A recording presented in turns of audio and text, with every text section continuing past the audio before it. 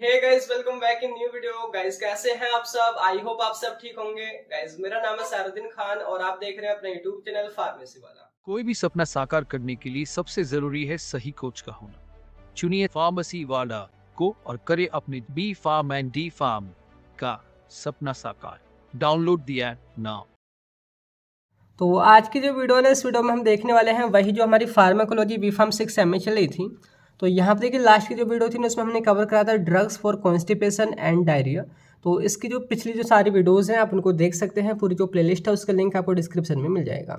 And next जो आज हम टॉपिक कवर कर रहे हैं ना, वो है देखिए एपेटाइट स्टिमुलेंट्स और एपेटाइट सप्रेसेंट, साथ के साथ डाइजेस्टेंट एंड कार्मिनेट, यानी कि चारों टॉपिक्स को हम यहाँ पे कवर करने वाले हैं, जो कि मोस्टली शॉर्ट में ही यहाँ पे पूछे जाते हैं। देखेंगे इनके बारे में। एंड लास्ट की जो वीडियो आपकी रहेगी एमेटिक्स एंड एंटीमेटिक, आपका ये टॉपिक कवर हो जाएगा और आपकी यूनिट फर्स्ट यहाँ पे कवर हो जाएगी। तो यहाँ पर देखिए देखते हैं एपेटाइट स्टिमुलेंट के बारे में। और उससे पहले देखिए, अगर आपने ये हैंड रिटन नोट्स वगैरह चाहिए तो आप सिंपली फार्मेसी वाला आपको डाउनलोड कर सकते हैं। आप प्ले स्टोर पर सर्च कर लेना या फिर लिंक आपको डिस्क्रिप्शन में मिल जाएगा कि कैसे आपने डाउनलोड करना है। तो यहाँ पर देखिए सबसे पहले हम बात करते हैं एपेटाइट स्टिमुलेंट। तो देखिए वर्ड को ब्रेक करते हैं, एपेटाइट प्लस स्टिमुलेंट। एपेटाइट का मतलब होता है हंगर, यानी कि भूख लगना, भूख जो हम खाना खाते हैं। एंड स्टिमुलेंट का मतलब होता है समथिंग दैट इंक्रीज एक्टिविटी, यानी कि कोई भी ऐसा एजेंट जो उस एक्टिविटी को बढ़ाए। तो एपेटाइट स्टिमुलेंट हमारी वो मेडिसिन या वो सब्सटेंस होगी जो कि हमारी भूख को बढ़ाते हैं। जब हमें भूख नहीं लगती है तब इनका हम यूज़ करते हैं। तो सिंपल सा आप कैसे डिफाइन करोगे कि appetite stimulant are those drugs or substance that increase hunger and desire to eat. ठीक है, कोई भी ऐसा एजेंट जो कि हमारे हंगर यानी कि भूख को बढ़ाते हैं या डिज़ायर टू ईट खाने की इच्छा को बढ़ाते हैं। अब ये किस कंडीशन में यूज़ की जाती हैं? तो जिस कंडीशन में हमको भूख नहीं लगती है उसको हम यहाँ पे ना एनोरेक्सिया बोलते हैं। तो लिखा है कि they are used to treat anorexia.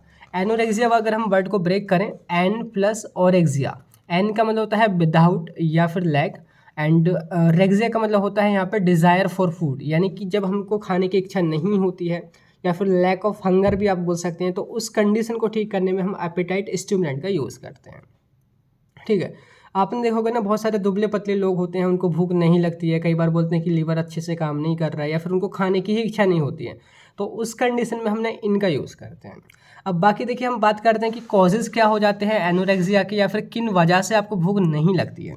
तो यहाँ पे कुछ कॉजेज़ हैं। देखिए सबसे पहले आपका टेंशन या डिप्रेशन या फिर एंजाइटी का आप शिकार। देखो जब भी बंदा बहुत टेंशन में रहता है, उसको थोड़ी चिंता रहती है या फिर वो कई बार डिप्रेस रहता है, तो उस केस में ना उसको खाने की इच्छा होती ही नहीं है। आप ज़बरदस्ती भी खिलाओगे तब भी कहेगा भाई मैं मन नहीं है, मेरा मूड नहीं है, ऐसे बोलते हैं। तो ये इस टाइम पे कुछ हमारे क्या है, हार्मोन्स वगैरह रिलीज़ होते हैं या न्यूरोट्रांसमीटर रिलीज़ होते हैं, जिनकी वजह से ये सारी चीज़ें होती हैं।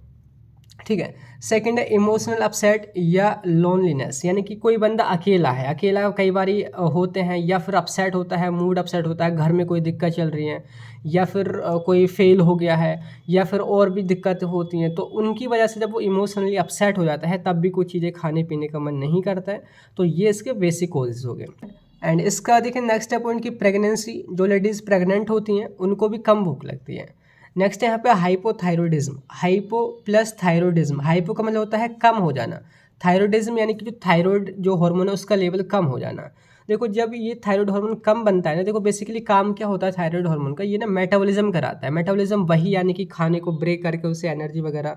जब आपका मेटाबॉलिज्म ही कम हो जाएगा, जब आपका थायरॉयड हार्मोन कम है अगर, तो मेटाबॉलिज्म कम हो जाएगा, मतलब आपका जो खाना है वो अच्छे से नहीं पच पाएगा, डाइजेस्ट या उसका मेटाबॉलिज्म अच्छे से नहीं होगा, तो भूख भी आपको कम लगेगी। नेक्स्ट आपका यूसेज ऑफ या यूज़ ऑफ कीमोथेराप्यूटिक एजेंट। तो ये हमारी वो ड्रग होती हैं जो कि बेसिकली केमिकल्स हैं, जिसके हमारे कुछ एंटीबायोटिक्स वगैरह हो गई या कैंसर में यूज़ की जाने वाली मेडिसिन्स होगी, और भी कई सारी मेडिसिन्स हैं। तो जब आप उनका लगातार यूज़ करते हैं तो उनकी वजह से भी कुछ साइड इफ़ेक्ट देखे जाते हैं कि आपको कम भूख लगती है। नेक्स्ट है HIV, यानी कि एड्स जो बीमारी हो जाती है, और कैंसर, तो वहाँ भी यही मतलब कि आपको बहुत कम भूख लगती है। लास्ट में है acute chronic infection, acute and chronic infection, आपकी GIT में या फिर आपकी कहीं भी बॉडी में कुछ इन्फेक्शन हो जाता है, कोई बीमारी हो जाती है ना, उसकी वजह से भी यहाँ पे भूख कम हो जाती है। क्लियर हो गया? तो ये कॉजेज़ हैं। तो अब इन्हीं कंडीशन में आप इन मेडिसिन का यूज़ कर सकते हैं, एपेटाइट स्टिमुलेंट का यूज़ कर सकते हैं अपनी भूख को बढ़ाने के लिए। ठीक है, आपने बहुत सारी मतलब देखी होंगी सिरप वगैरह आती हैं जो कि भूख को बढ़ाती हैं। तो उनमें कौन-कौन सी मेडिसिन या तो कौन-कौन सी ड्रग या सॉल्ट वगैरह होते हैं वो यहाँ पे लिखे हुए हैं। तो लिखा है कि drug used as appetite stimulant. तो यहाँ पे ना कई सारी मेडिसिन होती हैं। तो देख सकते हैं कि यहाँ पे ना सबसे पहले होता है सिप्रोहेप्टाडीन। सिप्रोहेप्टाडीन अगर मैं इसका ब्रांड नेम आपको बोलूँ तो सीपोन के नेम से ना एक सिरप आती है, सीपोन। अभी जस्ट आप गूगल पे भी सर्च कर सकते हैं। तो उस पर जिराफ छपा होता है क्योंकि वो थोड़ा लंबा है, नहीं ग्रोथ वगैरह भी करता है बॉडी की। जब भाई भूख ज़्यादा लगेगी तो ज़्यादा ग्रोथ होगी। साथ के साथ इसमें कुछ एंटी हिस्टामिनिक कैटेगरी मतलब कि इसके यूज़ भी होते हैं। तो यहाँ पे लिखा है देखिए, सिप्रोहेप्टाडीन इज एन एंटी हिस्टामिन यानी कि H1 blocker and serotonin antagonist यानी कि 5-HT2 रिसेप्टर एंटागोनिस्ट। तो बेसिकली देखिए इसके ना दो यूज़ हैं। आप इसको या तो as a antihistamine use कर लो, यानी कि कोई भी आपको एलर्जी वगैरह हो गई या फिर खुजली वगैरह हो रही है, रेसेस वगैरह, तब भी आप इसका यूज़ कर सकते हैं। लेकिन अगर आप as a appetite stimulant use करते हैं, अगर आप भूख बढ़ाने में इसका यूज़ करते हैं, तो ये सीरोटोनिन जो आपके रिसेप्टर हैं 5H2 रिसेप्टर, जो कि हम ब्रेन की अगर बात करें हाइपोथैलेमस में, ये उनको ब्लॉक करके काम करते हैं। तो ये सीरोटोनिन के रिसेप्टर को ब्लॉक कर रहा है, मतलब कहीं ना कहीं जो सीरोटोनिन का जो रोल है ना वो भूख को कम करने में है। ये भूख को कम करता है सीरोटोनिन। बाकी मैंने यहाँ पे एक लाइन में यहाँ पे लिखा है कि high serotonin equals to low hunger. जितना ज़्यादा सीरोटोनिन होगा उतनी ही आपको कम भूख लगेगी। सीरोटोनिन या तो ऑटोकोइड आप बोल सकते हैं या फिर ये आपका हार्मोन होता है। तो यहाँ पे लिखा है कि cyproheptadine increase hunger by blocking serotonin receptor in the hypothalamus. तो यही जो सिप्रोहेप्टाडीन आपकी जो मेडिसिन है, इसी के जो रिसेप्टर्स हैं उनको ब्लॉक करके काम करती है। जब वहाँ पे सीरोटोनिन का लेवल कम हो जाएगा मतलब कि आपको भूख लगने लग जाएगी। बेसिकली सेरोटोनिन करता क्या है ना, ये जो फीलिंग होती है ना सेटिस्फैक्शन की कि भाई अब नहीं खाना, या फिर इच्छा होती है खाने की, ये उसको फुलफिल कर देता है। अगर ज़्यादा सीरोटोनिन है तो फिर आपकी इच्छा नहीं करेगी। क्या हो कि सीरोटोनिन को हम रिलीज़ ही नहीं होने दें, तो वही ये काम करते हैं सिप्रोहेप्टाडीन। ठीक है, तो ये उसी के रिसेप्टर से जाकर के उसको ब्लॉक कर देती हैं। अब बात करते हैं सेकंड, यहाँ पे है मैजिस्ट्रोल एसीटेट या मैजिस्ट्रोल एसीटेट, जो भी ये प्रोनाउंस कर लेना। तो ये जो है बेसिकली आपका प्रोजेस्टेरोन जो एक हार्मोन होता है, जो कि बेसिकली वोमेंस के अंदर बनता है ओवेरीज में। तो ये उससे डराइव की जाती है, उससे सिंथेसाइज की जाती है। ये जो काम करती है, लिखा है कि it works by stimulating appetite centre. Appetite यानी कि भूख जहाँ से हमको लगती है ना, उसका एक सेंटर होता है हाइपोथैलेमस ब्रेन में। ये उसी को स्टिमुलेट करती है। जैसे वो स्टिमुलेट होता है आपको भूख लगने लग जाती है और आप ज़्यादा खाना खाते हैं। तो ये है इसका सेकंड, एक सॉल्ट आपका हो गया। थर्ड है जी आपकी अल्कोहल। आपने सुना होगा ना कि जो लोग शराब पी लेते हैं, शराब पीने के बाद बहुत ज़्यादा खाना खाते हैं। खैर हमें तो नहीं पता, पर हाँ देखा ज़रूर है कि जो शराब वराब पी लेते हैं फिर उनको भूख तगड़े से लगती है। या फिर कई बार जो लोग भांग मार लेते हैं या फिर वैसी कई चीज़ें होती हैं, तो उसके खाने के बाद उनको बहुत तेज़ी से भूख लगती है। तो आप अल्कोहल का यूज़ कर सकते हैं यहाँ पे 10%, पर अगर आप अल्कोहल लेने लग जाओगे तो आप फिर पीते ही रह जाओगे, तो ये बहुत ज़्यादा एडिक्टेड हो जाती है। तो इसका बहुत कम यूज़ करते हैं एज ए एपेटाइट स्टिमुलेंट। बाकी इसका काम होता है एपेटाइट को बढ़ाने में। लिखा है कि it act by increasing the gastric secretion and also by stimulating taste buds, कि ये ना आपके स्टमक में ना जो गैस्ट्रिक है यानी कि एसिड है, उसका सीक्रेशन को बढ़ा देती है। अब जो वो बढ़ेगा तो यानी कि आपका भोजन बहुत जल्दी पचने वाला है। साथ के साथ ये टेस्ट वर्ड को भी ये स्टिमुलेट करती है। बाकी ये एडिक्टेड हो जाता है तो यहाँ पे बहुत कम यूज़ करते हैं। बाकी नेक्स्ट आपका डेक्सामीथासोन। आपने सुना होगा ना कि लोगों से कि ये जो बंदा जैसे कि जिम वगैरह जाते हैं, बहुत से लोगों को सुना होगा कि यार ये ना स्टेरॉइड लेता है, स्टेरॉइड लेके ये अपनी बॉडी बना रहा है। तो स्टेरॉइड क्या होते हैं? स्टेरॉइड बेसिकली ना आपकी भूख बढ़ाते हैं। वही जो स्टेरॉइड है, एक उसका एग्जांपल है डेक्सामीथासोन। तो ये ना आपका एक स्टेरॉइड ही होता है जो कि भूख बढ़ाने का काम करता है। लेकिन ये भी सुना हो कि इसके बहुत ज़्यादा साइड इफेक्ट होते हैं। स्टेरॉइड खाने से बॉडी ख़राब हो जाती है। वो ख़राब हो जाती है, वो कैसे होती है मैं आपको बता दूंगा। तो लिखा है कि it is a steroid which use to increase hunger but it has serious side effect. ये बहुत सीरियस साइड इफेक्ट होते हैं, जैसे कि ये ना इम्यूनो सप्रेशन कर देता है। अगर आप स्टेरॉइड लेते हैं ना तो आपकी इम्यूनिटी, बॉडी की इम्यूनिटी बहुत कमज़ोर हो जाएगी, वीक हो जाएगी। तो ये इस वजह से यहाँ पे इसके काफ़ी साइड इफ़ेक्ट है और लोग वैसे भी इनका यूज़ करते हैं लेकिन बहुत साइड इफेक्ट झेलते भी हैं। एंड लास्ट में एक और मेडिसिन है यहाँ पे आपको, वो है ड्रोनाविनोल। ये इसका बेसिक यूज़ तो नोजिया एंड वोमिटिंग को रोकने में किया जाता है, लेकिन ये एपेटाइट को भी ये इंक्रीज़ करता है। जिन लोगों में एड्स वगैरह हो गया है, यानी कि जो HIV से इन्फेक्टेड है, तो उनमें आप इनका यूज़ कर सकते हैं। तो इस तरीके से पहला जो आपका यहाँ पे टॉपिक है ना, शॉर्ट में इतना आपने कवर करना है कि क्या है आपके एपेटाइट स्टिमुलेंट और उनमें कौन कौन सी मेडिसिन है, उनके एग्जाम्पल। बात करते हैं एपेटाइट सप्रेसेंट। ये जस्ट अपोजिट है। यानी कि जस्ट इमेजिन करो कि एक बंदा है, बहुत ज़्यादा रोटी वोटी खाता है, खाता ही रहता है भाई, और इतना मोटा हो रहा है कि वो बस रुकने का नाम नहीं ले रहा। तो उसकी भूख को कम करने का क्या इलाज है? तो उनका इलाज ही है एपेटाइट सप्रेसेंट। तो वर्ड को अगर हम ब्रेक करें, एपेटाइट यानी कि हंगर, एंड सप्रेसेंट यानी कि समथिंग दैट डिक्रीज एक्टिविटी, जो कि उसकी एक्टिविटी को कम करता हो। तो ये हमारी वो ड्रग होती हैं जो कि भूख जो हमें ज़्यादा लगती है ना, उसको एक कम करने का काम करती हैं। नेम से ही आपको समझ आ गया होगा। इनको हमने एनोरेक्सिएंट भी बोलते हैं। देखो यहाँ पे आपने देखा ना, एक ऐसी कंडीशन, भूख नहीं लगने वाली कंडीशन को हम एनोरेक्सिया कह रहे थे। तो ऐसे एजेंट जो कि भूख नहीं लगने देते हैं उनको हम एनोरेक्सिएंट भी बोल देते हैं। तो सिंपल आप डिफाइन कर दो कि appetite suppressant are those drug और substance which are use to decrease hunger और एपेटाइट, जो कि एपेटाइट या भूख को कम करने में यूज़ किए जाते हैं। बेसिकली ये वही ओबेसिटी यानी कि मोटापे को कम करते हैं। ठीक है, अब बात करते हैं यहाँ पे कौन कौन सी मेडिसिन है और उनका पूरा क्लासिफिकेशन। तो देखिए यहाँ पे क्लासीफाई कर रखे हैं, जो हमारे एपेटाइट सप्रेसेंट है वो 2 क्लासेस में डिवाइड किए गए हैं। पहला है ड्रग्स एक्टिंग ऑन सीएनएस, यानी कि जो ब्रेन पे काम करती हैं, सीएनएस पे। सेकेंड है कि ड्रग्स एक्टिंग ऑन जीआईटी, जो हमारी जो गैस्ट्रोइंटेस्टाइनल ट्रैक्ट है, डाइजेस्टिव ट्रैक्ट, ये वहाँ पे काम करती हैं। पहले हम देखते हैं ड्रग्स एक्टिंग ऑन सीएनएस। तो सीएनएस पे जो काम करती हैं ना, वो हमारी 4 टाइप की ड्रग हैं, वो यहाँ पे क्लासीफाई हैं। सबसे पहले इसमें सब टाइप देखिए वो है एड्रिनर्जिक एजेंट, इसको हम सिंपैथोमिमेटिक भी बोलेंगे। यानी कि ये हमारी वो ड्रग होती हैं जो हमारे सिंपैथेटिक नर्वस सिस्टम में जो भी न्यूरोट्रांसमीटर रिलीज होते हैं, जैसे कि डोपामीन है, नोरएपिनेफ्रिन है, एपिनेफ्रिन है, उनके रिलीज को बढ़ा देते हैं। तो लिखा है कि these drugs work by enhancing the release of dopamine and नोरएपिनेफ्रिन।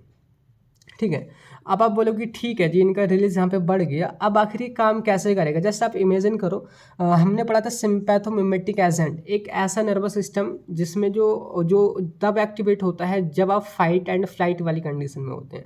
Suppose आपके पीछे कोई कुत्ता भाग रहा है, कोई शेर पीछे भाग रहा है, तो जस्ट इमेजिन करो कि आपके पीछे कोई कुत्ता भाग रहा है, तो उस टाइम पे क्या आपको भूख लगेगी? आपको जो भूख लग भी रही होगी ना, वो भी उड़ जाएगी। सेम वही काम करता है यहाँ पे आपका क्या, एपिनेफ्रिन का रिलीज होना या फिर डोपामिन का यहाँ पे रिलीज होना। तो ये मेडिसिन है आपकी एम्फेटामिन और फेंटेरामिन और मेफेंट्रामिन। तो ये सेम उन्हीं के एक्शन को बढ़ाने का काम करती हैं। क्लियर हो गया। सेकंड आपका 5-HT एगोनिस्ट। 5-HT एगोनिस्ट यानी कि सेरोटोनिन के लेवल को बढ़ाते हैं। अभी आपने पीछे केस समझा था कि जितना ज़्यादा सेरोटोनिन होगा उतनी ही कम आपको भूख लगेगी, और हमें तो वही करना है, कम ही भूख लगवानी है। तो यहाँ पे सिंपली हम क्या करेंगे, सेरोटोनिन के रिलीज को बढ़ाएंगे। तो लिखा है कि दी drugs work by increasing serotonin in the brain. Sorry, तो ये सेरोटोनिन के ना लेवल को ही बढ़ाते हैं। तो serotonin bind to their receptor in hypothalamus and it enhance feeling of satisfaction and reduce desire to eat. तो ये ड्रग क्या करती हैं, सेरोटोनिन के रिलीज को बढ़ाती हैं, और फिर सेरोटोनिन क्या करता है, आपकी भूख को कम कर देता है। एग्जाम्पल इसके फेनफ्लुरामीन है और फ्लोक्सिटीन है। एंड इसका देखिए नेक्स्ट में थर्ड है आपका, देखिए सेरोटोनिन एंड नॉर एड्रेनालिन री अपटेक इनहिबिटर। ये बेसिकली वो ड्रग होती हैं जो सेरोटोनिन के और नॉर एड्रेनालिन के री अपटेक को रोक देती हैं। देखो अभी आपने जैसे समझा कि जितना ज़्यादा सेरोटोनिन होगा उतनी ही कम आपको भूख लगेगी। ऐसे ही अभी ऊपर भी देखा था कि जितना ज़्यादा नॉर एपिनेफ्रिन या नॉर एड्रेनालिन होगा उतनी ही कम आपको भूख लगेगी। तो देखिए आखिर ये सेरोटोनिन और नॉर एड्रेनालिन आपने देखिए पढ़े होंगे जो रिलीज होते हैं न्यूरॉन से। जैसे कि अगर मैं आपको दिखाऊँ तो कुछ इस तरीके से, देखो आपका एक प्री साइनेप्टिक न्यूरॉन होता है, एक आपका पोस्ट साइनेप्टिक न्यूरॉन होता है। यहाँ पे ये जो आपके न्यूरोट्रांसमीटर हैं सेरोटोनिन या फिर आपका हो गया जी आपका नोरेपिनेफ्रिन, एपिनेफ्रिन वगैरह, ये यहाँ से रिलीज़ होते हैं। तो हमें तो अब इनके रिलीज़ को ज़्यादा बढ़ाना है ना। तो होता क्या है कि जब ये रिलीज़ होते हैं ना, तो ये आगे जो आपका पोस्ट साइनेप्टिक न्यूरॉन है उससे जाके बाइंड होते हैं और आगे जा करके जो भी ये सिग्नल को ट्रांसमिट करते हैं। पर कुछ इनका जो अमाउंट होता है वो जो है यहाँ पर री अपटेक कर लिया जाता है उसी न्यूरॉन के द्वारा जिससे वो रिलीज़ हुए हैं। यहाँ पर री अपटेक होता है, ठीक है, री अपटेक। अगर हम इसी री अपटेक को रोक दें तो इनका लेवल और ज़्यादा यहाँ पे बढ़ जाएगा, और अगर लेवल बढ़ेगा सेरोटोनिन का और अपन नॉर एड्रेनालिन का, मतलब कि कम भूख लगेगी। तो सिंपल वही आपको समझ आ गया होगा कि ये जो है उसी री अपटेक को रोक देती हैं, री अपटेक इनहिबिटर है। एग्जाम्पल यहाँ पे सीबुट्रामाइन। ठीक है, नेक्स्ट है आपका यहाँ पे कैनाबिनोइड रिसेप्टर एंटागोनिस्ट। तो जो कैनाबिनोइड का रिसेप्टर है जो आपका प्रेजेंट होता है ब्रेन में, बेसिकली यहाँ पे वो सारी चीज़ें जैसे कि कैनाबिस यानी कि भांग फांग से जो रिलेटेड जो ओपियोइड जो सारी चीज़ें होती हैं वो बेसिकली वहाँ पे जाके बाइंड होती हैं। तो ये जो रिसेप्टर है ये रोल निभाता है भूख लगने में भी। आपने पढ़ा होगा कि आप शराब वगैरह पी रहे थे तो आपको भूख लग रही थी, तो ये उसी रिसेप्टर को ब्लॉक कर देते हैं। तो लिखा है कि दी drugs block the action of cannabinoid receptor, जिसको शॉर्ट में सीबी बोल देते हैं। सीबी रिसेप्टर को ब्लॉक करते हैं जो कि ब्रेन में होता है, और फिर आपकी भूख कम हो जाती है। एग्जाम्पल आपका रिमोनावेंट, तो ये CB1 यानी कि कैनाबिनोइड 1 रिसेप्टर को ब्लॉक करके काम करती हैं। तो ये अभी आपने ड्रग देखी जो आपके CNS पे काम कर रही हैं। अब हम बात करते हैं जो आपकी GIT यानी कि आपकी डाइजेस्टिव ट्रैक्ट पे काम करती हैं। तो यहाँ पे जो मेडिसिन काम करती हैं वो यहाँ पे 2 टाइप्स की हैं। पहले आपकी walk forming agent. Walk forming कहने का मतलब है कि अभी आपने जब कॉन्स्टिपेशन पढ़ा होगा तब भी इनके बारे में पढ़ा होगा। ये हमारे ना बेसिकली डाइटरी फाइबर होते हैं। डाइटरी फाइबर बोले तो ये प्लांट के कुछ पार्ट होते हैं या फ्रूट्स के कुछ पार्ट होते हैं जिनको हम जब खाते हैं ना तो ये ना तो पचते हैं और ना ही हमारे जो ब्लड है उसमें एब्जॉर्ब होते हैं। और ये करते क्या है, ये कुछ वाटर कंटेंट को एब्जॉर्ब कर लेते हैं, अपने अंदर सोख लेते हैं और वो वहीं पे पेट में भरे रहते हैं या इंटेस्टाइन में रखे रहते हैं। तो उससे ना आपका पेट थोड़ा भरा भरा सा लगता है या इंटेस्टाइन थोड़ी भारी भारी सी लगेगी।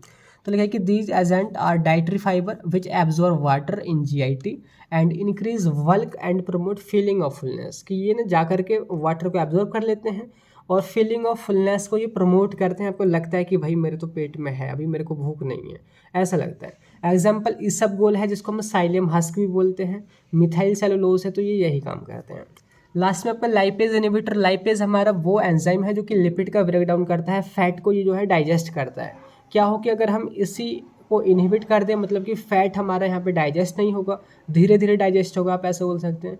जब वो कम डाइजेस्ट होगा यानी कि आपको भूख भी कम ही लगेगी। तो ये सिंपल लिखा है कि they drug inhibits lipase activity which responsible for break down of fat या लिपिड। एग्जाम्पल जिसकी ऑर्लिस्टैट इसका एग्जाम्पल है। क्लियर हो गया। तो इस तरीके से आपका यहाँ पे सेकंड पार्ट भी कवर होता है यानी कि एपेटाइट सप्रेसेंट। एंड इसका देखिए हम बात करते हैं जो हमारा टॉपिक है देखिए वो है डाइजेस्टेंट। तो जिसकी नेम इंडिकेट कर रहा है डाइजेस्टेंट, यानी कि डाइजेशन को ना ये इम्प्रूव करते हैं या बोले तो जो पाचन की जो प्रक्रिया है ना उसको बहुत ज़्यादा बढ़ा देते हैं। तो आप जो भी खाते हैं वो फटफट आपका पच जाता है या कहें तो आपकी भूख भी यहाँ पे बढ़ जाती है। तो सिंपल अगर मैं आपको डिफाइन करूँ तो लिखा है कि digestant are those medications or substance which are use to increase the digestion of food. ये फूड के डाइजेशन को बढ़ाने में यूज़ करते हैं। तो अगर मैं आपको बोलूँ कि डाइजेशन होता किससे है तो आपको याद आया होगा कि जो हमारे एंजाइम थे, देखो सबसे पहले तो एसिड है यानी कि HCl का रोल वहाँ पे होता था, जो आपने पढ़ा होगा पेप्टिक अल्सर के केस में भी HCl। तो उसके बाद आता है आपका पेप्सिन एंजाइम जो कि प्रोटीन को पचाता है। फिर आपका है लाइपेज एंजाइम जो कि लिपिड को पचाता है, जो कि आपके स्टोमक में रिलीज होते हैं। फिर फर्दर जो आपका पैनक्रियाज है वहाँ से भी कुछ आपके एंजाइम रिलीज होते हैं। तो अगर एंजाइम की कमी हो जाती है ना आपके स्टोमक में या फिर पैनक्रियाज में, तो उसी कमी की वजह से आपका भोजन या बोल तो आपका फूड यहाँ पे पच नहीं पाता है। तो उनमें क्या करते हैं हम डाइजेस्टेंट देते हैं।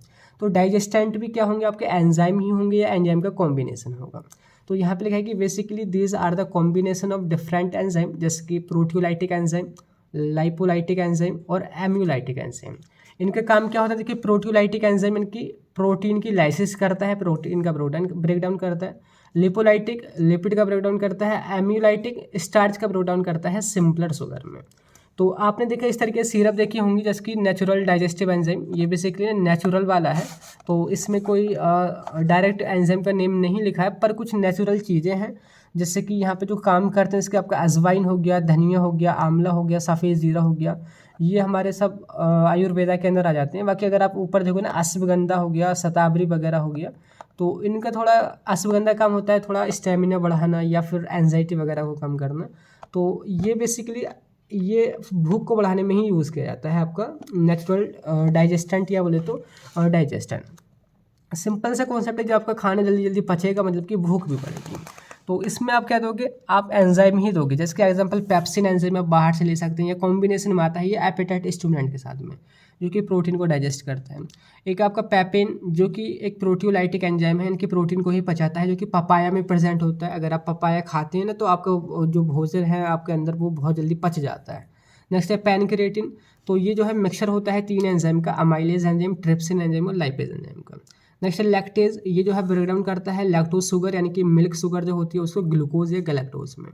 तो इस तरीके से हमारे डाइजेस्टेंट के एग्जाम्पल हो गए। और इनका यूज़ कहाँ पे हम करते हैं, यानी कि पहला है कि इन डाइजेशन, अगर आपका खाना अच्छे से नहीं पच रहा है जिस कंडीशन को हम डिस्पेप्सिया भी बोलते हैं तो तब भी हम इनका यूज़ करते हैं। मेन तो यूज़ यही है। दूसरा ये आपकी एपेटाइट को भी बढ़ाता है, एज ए टॉनिक इसका हम यूज़ करते हैं भूख को बढ़ाने में। नेक्स्ट है कि in the management of pancreatic enzyme, अगर पैनक्रियाज में एंजाइम नहीं बन रहे हैं, वहाँ से रिलीज नहीं हो रहे, तो उसकी जब डिफिशियंसी हो जाए तो तब भी आप इनका यूज़ कर सकते हैं उनको रिप्लेस करने में। नेक्स्ट है कि to relieve from lactose intolerance, अगर आपने लैक्टोज वगैरह लिया है ना, लैक्टोज जो शुगर है अगर आपकी मिल्क शुगर अगर आपकी बॉडी से टॉलरेट नहीं है या बोले तो उसको झेल नहीं पा रही है, मतलब कि जो एंजाइम है उसकी कमी है, इसी वजह से वो आपकी बॉडी उसको झेल नहीं पा रही है, उसको पचा नहीं पा रही है, तो तब हम इनका यूज़ कर सकते हैं। नेक्स्ट है कि in the treatment of acid reflex, कई बार एसिड रिफ्लैक्स होता है आपके इसोफेगस तक आ जाते हैं तो उस केस में भी हम इनका यूज़ करते हैं। क्लियर हो गया। अब इसके बाद देखिए नेक्स्ट में जो आपका टॉपिक है देखिए वो है आपका कार्मिनेटिव्स।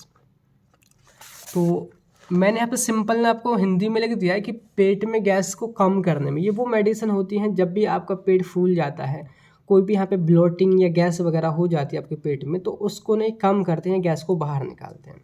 तो लिखना है कि carminatives are those substance that help to relieve gas and bloating in the digestive tract by promoting the excretion of gas from the stomach and intestine. ये वही स्टोमक और इंटेस्टाइन से आपकी गैस को बाहर निकालते हैं और जो आपकी कंडीशन थी वो यहाँ पे ठीक हो जाती है।